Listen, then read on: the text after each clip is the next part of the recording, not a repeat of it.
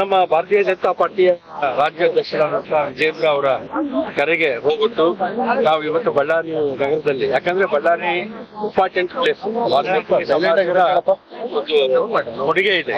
ಹಾಗಾಗಿ ಇವತ್ತು ವಾಲ್ಮೀಕಿ ಅಭಿವೃದ್ಧಿ ನಿಗಮದ ಹಣ ಏನು ದುರುಪಯೋಗ ಆಗಿದೆನೋ ಅದನ್ನ ಸದನದಲ್ಲಿ ಸಿದ್ದರಾಮಯ್ಯ ಸಾರೇ ಒಪ್ಕೊಂಡಿದ್ದಾರೆ. ಇಲ್ಲ 187 ಕೋಟಿ ಅಲ್ಲ, ಅದು 83 ಕೋಟಿ ಅಂತೇಳಿ ಅವರೇ ಒಪ್ಕೊಟ್ಟಿದ್ದಾರೆ. ಹಂಗಾಗಿ ಅಲ್ಲಿ ಒಪ್ಕೊಂಡು ಕೂಡ ಒಬ್ಬ ಮುಖ್ಯಮಂತ್ರಿ ಒಪ್ಕೊಂಡು ಸದನದಲ್ಲಿ ರೆಕಾರ್ಡ್ಗೆಲ್ಲ ಹೋಗಿರ್ತದೆ ಅದು. ಆದ್ರೂ ಕೂಡ ಈಗ ಸಚಿವರನ್ನ ತಗೊಂಡು ಅದೇ ಸಚಿವರಿಗೆ ಸ್ಥಾನಮಾನ ಕೊಟ್ಟು ಇದು ಮಾಡ್ತಾ ಇದ್ರೆ ಸರ್ಕಾರ ಬಹಳ ದುಡ್ಡು ತಪ್ಪು ಮಾಡಿದೆ ಅಂತ ನಮಗೆ ಅನಿಸ್ತಾ ಇದೆ. ಹಾಗಾಗಿ ನಮ್ಮ ಈ ಅನಿರ್ದಿಷ್ಟ ಅವಧಿ ಅಹೋರಾತ್ರಿ ಬೇಡಿಕೆ ನಾಗೇಂದ್ರ ಅವರು ರಾಜೀನಾಮೆ ಕೊಡ್ತಾರೆ, ಅಲ್ಲಿವರೆಗೆ ಈ ಹೋರಾಟ ಮುಂದುವರಿಯುತ್ತೆ ಅಂತ ಹೇಳಿ ಹೇಳಲಿಕ್ಕೆ.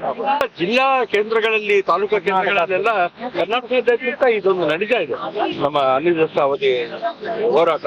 ಹಾಗಾಗಿ ಈ ಹೋರಾಟ ಮುಂದುವರಿಯುತ್ತೆ. ಭಾರತೀಯ ಜನತಾ ಪಾರ್ಟಿಯ ನಮ್ಮ ರಾಜ್ಯದ ಅಧ್ಯಕ್ಷರು ಇಡೀ ಕರ್ನಾಟಕದ ಎಲ್ಲಾ ಜಿಲ್ಲಾ ಕೇಂದ್ರಗಳಲ್ಲಿ ಇವತ್ತು ಭಾರತೀಯ ಜನತಾ ಪಾರ್ಟಿ ಕಡೆಯಿಂದ ಈ ಪ್ರತಿಭಟನೆ ಕರೆಯನ್ನು ಕೊಟ್ಟಿದ್ದಾರೆ.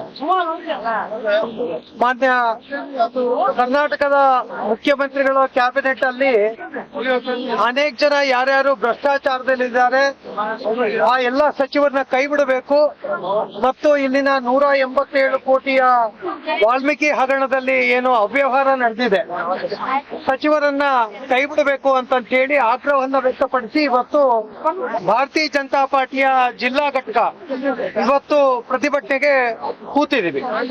ಹಾಗಾಗಿ ಮಾನ್ಯ ಮುಖ್ಯಮಂತ್ರಿಗಳು ಈ ರೀತಿಯ